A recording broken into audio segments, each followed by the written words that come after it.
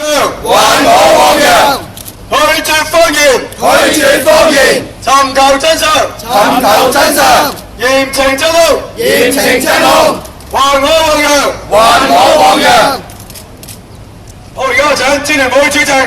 李卓人講句説話。各位團體、各位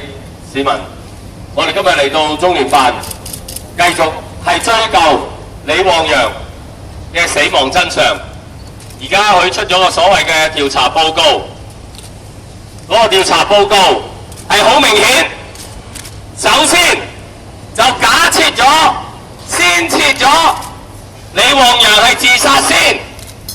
然後用盡所有嘅方法去證明佢嘅所謂嘅自殺。